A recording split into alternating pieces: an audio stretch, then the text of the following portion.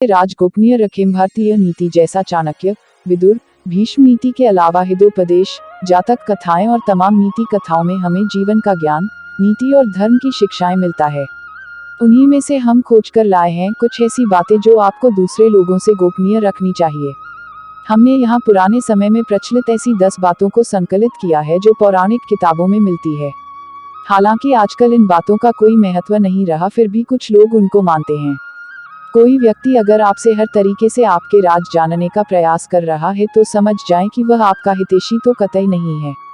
वह तो बस आपकी शक्ति, कमजोरी, योग्यता या बैकग्राउंड को जानना चाहता है।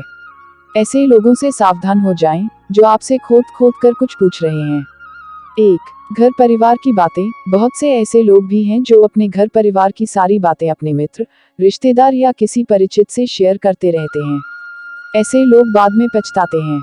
इससे घर के सदस्यों में आपसी मनमुटाव और अविश्वास की भावना बढ़ती है। घर की बातें घर में ही रखने से जीवन सुखमय बनता है।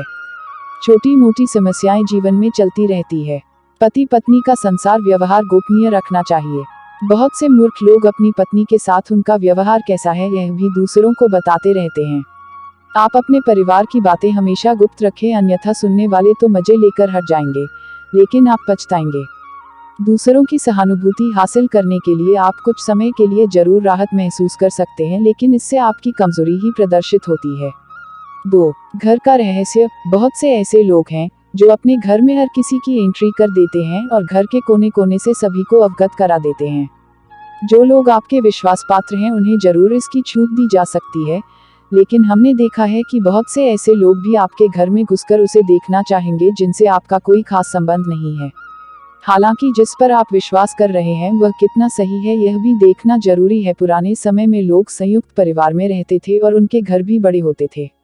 ऐसे में यह धारणा प्रचलित हुई कि किसी को अपने घर का रहस्य नहीं बताना चाहिए। सभी के कमरे अलग अलग होते हैं और सभी का अपना व्यक्तिगत जीवन होता है। हालांकि यदि आपके रिश्तेदारों को छोड़कर आपके यहाँ कोई आता जाता रहता है तो यह सुनिश्चित करें कि उसका आना जाना ड्राइंग रूम तक ही सीमित रहे। 3. आपका धन। लोग जानना चाहते हैं कि आप कितना कमाते हैं। यदि आप सीधे सीधे नहीं बताएंगे तो ये लोग दूसरे तरीके से पूछताछ करके अनुमान लगा लेंगे। हालांकि आप अपने धन को जितना हो सके गोपनीय रखेंगे तो आपके लिए ही अच्छा होगा। इसलिए नहीं कि लोग कर्ज मांग लेंगे और फिर लौटाएंगे नहीं। इसके और भी कई कारण हैं।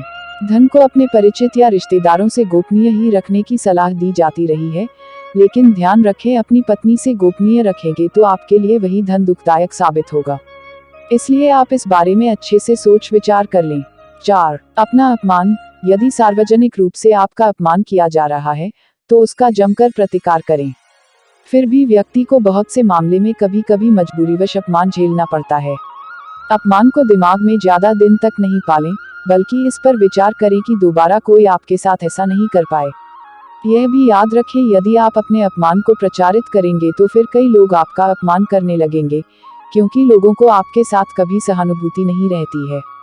जो लोग किसी की सहानुभूति अर्जित करना चाहते हैं वही अपने अपमान के बारे में किसी से चर्चा करते हैं।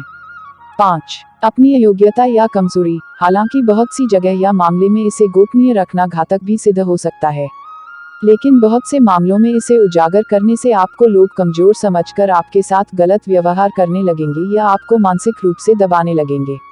इसीलिए इस बारे में आप अच्छे से विचार कर लें कि कब, कहां, कौन सी कमजोरी गोपनीय रखना है। कमजोरी और अयोग्यता में फर्क करना भी सीखें। 6. मन की बात। मन में बहुत सी ऐसी बातें होती है जिनको जग जाहिर करने से आप अपने आसपास संकट खड़े कर सकते हैं। हो सकता है कि आपके मन में किसी बात को लेकर अवसाद हो, क्रोध हो या घृणा हो।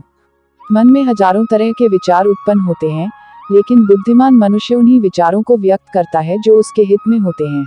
की राय बनाना शुरू कर देंगे और फिर लोग आपकी अच्छी बातों को नहीं सुनेंगे, आपके उस गुस्से या फ्रस्ट्रेशन की ही चर्चा करेंगे। आपके 10 अच्छे कार्य उस एक मन के विकार के सामने कमजोर के पड़ जाएंगे। 7. गुरु मंत्र, साधना और तप। यदि आपने किसी योग्य गुरु से दीक्षा ली है तो उसके द्वारा दिया गया गुरु मंत्र गोपनीय रखें। हालांकि गुरु मंत्र कई प्रकार के होते हैं, जैसे किसी ने आपको कुछ ज्ञान दिया या कुछ हुनर सिखाया वह भी गुरु मंत्र है। इसके अलावा यदि आप किसी भी प्रकार की साधना, तप या ध्यान कर रहे हैं तो उसे भी गोपनीय रखें, अन्यथा वह निष्फल हो जाएगी। इस संबंध में गोपनीयता से ही लाभ मिलता है। 8 दवा। आप यदि किसी भी प्रकार की दवाई खाते हैं तो उसे गोपनीय रखें। माना जाता है कि दवा का असर भी तब तक रहता है जब तक वह गोपनीय है। हालांकि कुछ लोग इससे इत्तेफाक रख सकते हैं, लेकिन प्राचीन काल में हो सकता है कि यह किसी विशेष रोग या औषधि के लिए कहा गया हो। पहले के लोग, कुछ लोग दुर्लभ वनस्पति के जानकार भी होते थे। बहुत से लोग कहते हैं कि यदि आप दारू भी पीते हैं तो वह तभी तक उचित है जब तक उसकी गोपनीयता भंग न हो। जिस दिन लोगों को उसके बारे में पता चलता है, समझो उसी दिन से आपका पतन भी होना शुरू हो जाता है। 9 आयु। हालांकि कुछ लोग आपकी आयु जानते हैं और कुछ जानना चाहते हैं, लेकिन यदि कोई आपसे बिना किसी कारण के आयु पूछता है तो उसे कतई न बताएं। लेकिन वर्तमान में यह संभव नहीं है। लाइसेंस, पासपोर्ट या अन्य किसी कार्य के लिए फॉर्म भरने में इसका खुलासा करना ही होता है। लेकिन कभी कभी ऐसे मौके या स्थान होते हैं जहां आयु बताना जरूरी नहीं होता। आजकल अनजान लोग भी पूछ लेते हैं कि कितने वर्ष के हैं आप। 10 दान पुण्य। आपने जो भी दान दिया है उसे गुप्त रखेंगे तो ही उसका लाभ मिल सकता है। गोपनीय दान देवताओं की नजर में रहता है और जिस दान का बखान किया जा रहा है उसका फल निष्फल हो जाता है। मंदिर में दान दें, किसी गरीब को भोजन कराएं या किसी भी प्रकार का पुण्य कार्य करें, उसका अपने मुंह से बखान न करें। यदि आपने इसे किसी के समक्ष जाहिर कर दिया तो समझे वह खारिज हो जाएगा।